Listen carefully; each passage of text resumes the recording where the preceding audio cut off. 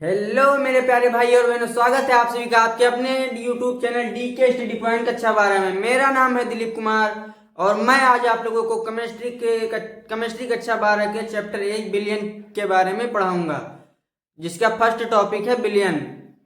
तो हम बिलियन और बिलियन के प्रकार के बारे में पढ़ेंगे आज। तो आइए देखते हैं। तो यहाँ पे मैंने क्वेश्चन लिखा है, बिलियन से आप क्या समझते हैं और यह कितने प्रकार के होते हैं।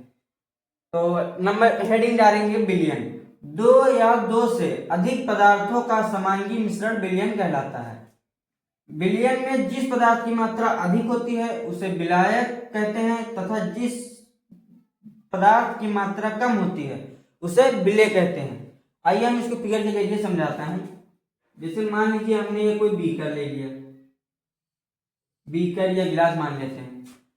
उसके बाद हमने इसमें पानी भर दिया। हमने इसमें क्या भर दिया? पानी। और ऊपर से हमने इसमें चीनी घोल दिया। क्या घोल दिया? चीनी। तो जब पानी में चीनी को डालकर हिलाएंगे तो थोड़ी देर हिलाने के बाद चीनी जो है वो पानी में विलय हो जाएगी। क्या हो जाएगी? विलय हो जाएगी।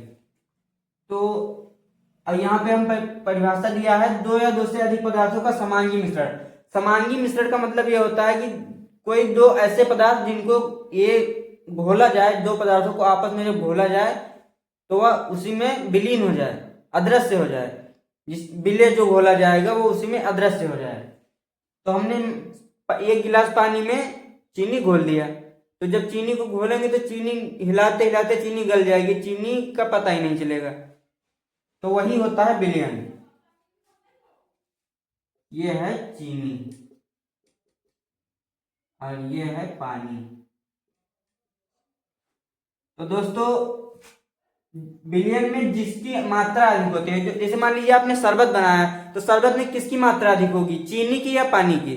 चीनी की मात्रा कम होगी, पानी की मात्रा अधिक होगी। तो पानी को हम विलायक कहेंगे और चीनी को विलेय कहेंगे। तो हमने यहाँ पे लिखा है, विलयन में जिस पदार्थ की मात्रा अधिक होती है उसे विलेय कहते हैं। तो शरबत में पानी अधिक होता है तो पानी क्या हो जाएगा? विलेय हो जाए, विलायक हो जाएगा, सॉरी। और जो चीनी है वो क्या होगी? विलेय हो जाएगी। तो ये आपको समझ में आ गया होगा। अब हम इसके प्रकार के बारे में पढ़ते हैं। आगे प्रकार। दोस्तों अब हम बिलियन के प्रकार के बारे में पढ़ते हैं। तो बिलियन को मुख्य रूप से दो आधारों में विभाजित किया गया है।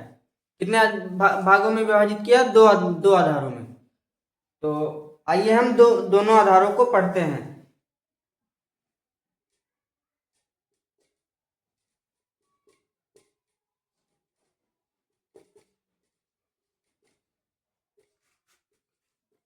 रूप से दो आधारों पर विभाजित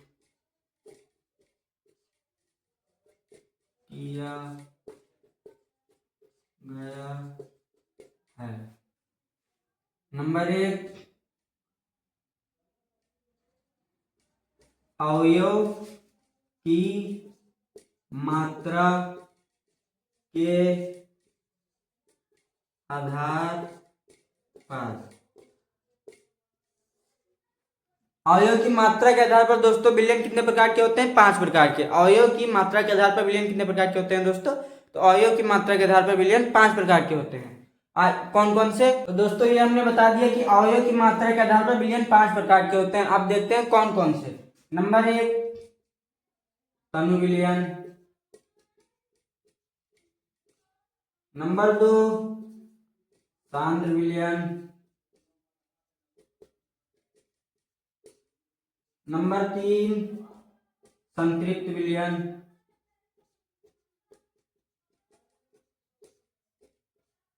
नंबर 4, असंतृप्त विलयन।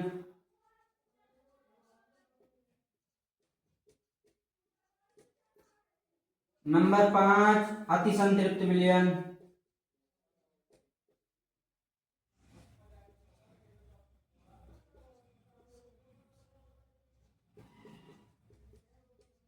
अतिसंतृप्त विलयन। अवयव की मात्रा के आधार पर विलयन 5 प्रकार के होते हैं। तनु विलयन, सांद्र विलयन, संतृप्त विलयन, असंतृप्त विलयन और अतिसंतृप्त विलयन। अब हम इनकी परिभाषा देखते हैं, इन पांचों विलयन की परिभाषा। तो आइए हम पांचों विलयन की परिभाषा पढ़ते हैं। तो दोस्तों अब हम विलयन के पांचों प्रकार की परिभाषा को देखते हैं। पहला विलयन है हमारा तनु विलयन। तनु विलयन को हम लिखते हैं डेल्यूट सॉल्यूशन। जिस विलयन में विलेय पदार्थ की मात्रा कम होती है उसे तनु विलयन कहते हैं। उसे तनु विलयन कहते हैं। तनु विलयन किसे कहते हैं दोस्तों?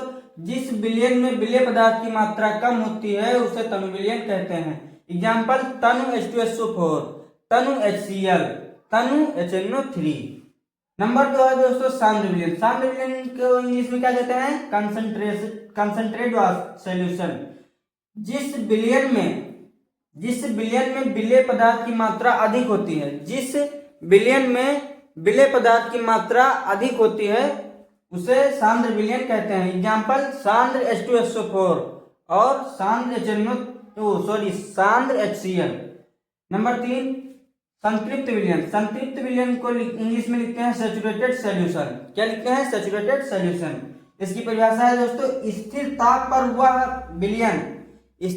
पर वह विलयन जिसमें विलेय की अधिकतम संभव मात्रा घुली हो संतृप्त विलयन कहलाता है। जिसमें विलेय की अधिकतम संभव मात्रा घुली हो संतृप्त विलयन कहलाता है। तो दोस्तों इतना टफ यह है नहीं जितना आप लोग समझते हैं, बस इसको याद करने का तरीका आप जानिए। जैसे यहाँ पे तनु विलयन में क्या है, तो तनु विलयन में विलेय की मात्रा जो है वो कम होती है, उसे तनु विलयन कहते हैं। विलेय की मात्रा जिसमें कम होगी उसे तनु विलयन कहेंगे। और सांद्र विलयन में विलेय की मात्रा अधिक होती है। सांद्र विलयन में क्या होता है दोस्तों? विलेय की मात्रा अधिक होती है, उसे सांद्र विलयन कहते हैं।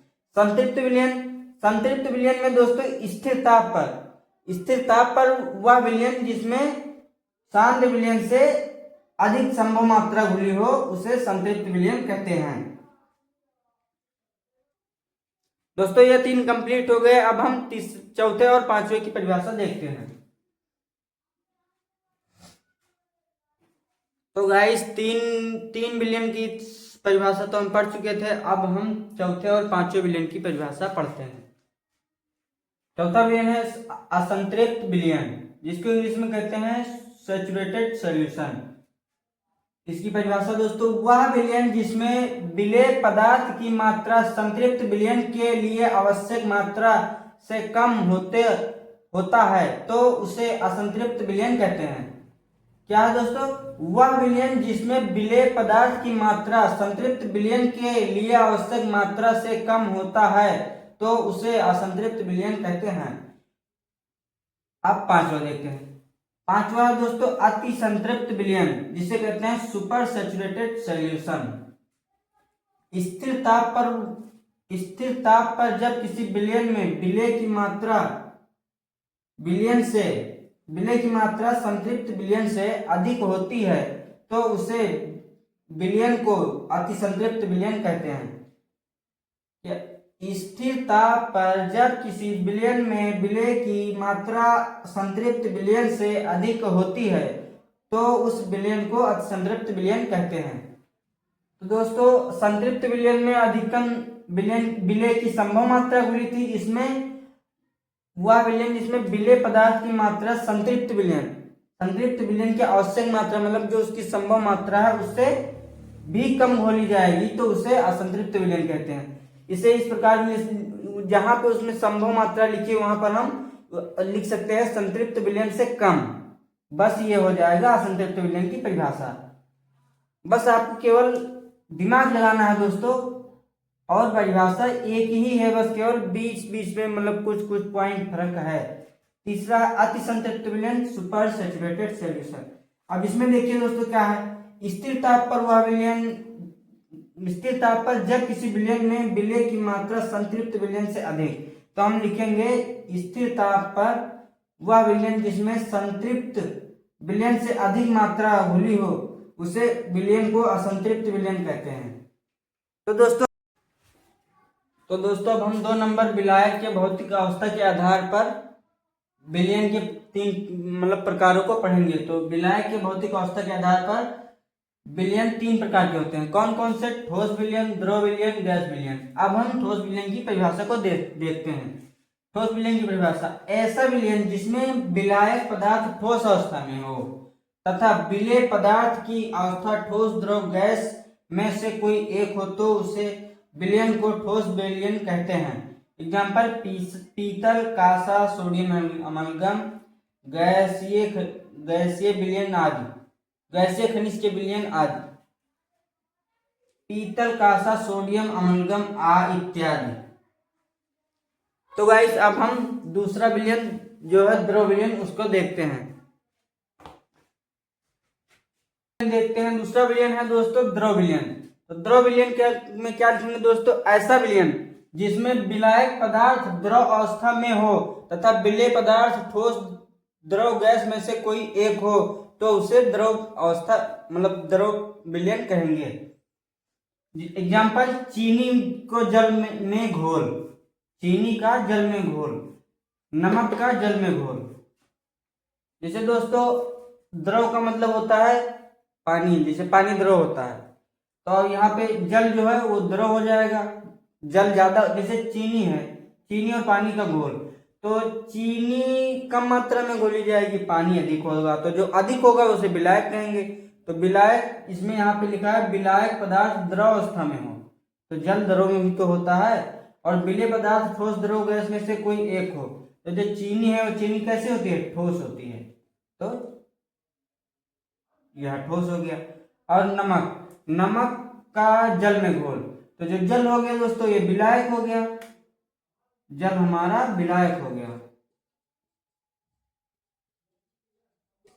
और नमक हो जाएगा विलेय। नमक क्या हो जाएगा दोस्तों, विलेय, और ये ठोस हो गया और ये द्रव हो गया।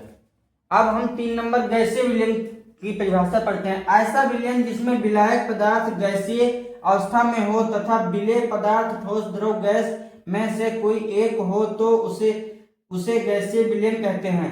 नंबर 1 वायु में पानी।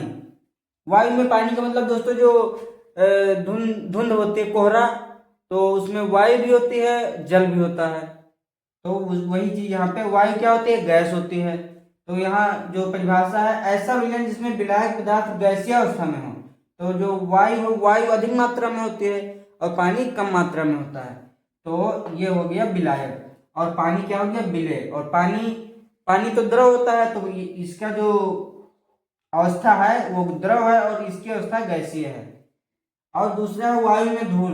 तो धूल दोस्तों विलेय हो गया, क्योंकि वायु में जब धूल उड़ेगी तो कम ही उड़ेगी और वायु अधिक उड़ेगा, मतलब वायु ज्यादा चलता है, तो वायु विलायक हो गया जो कि गैस होता है, और धूल क्या हो गया, ठोस, जो विलेय है।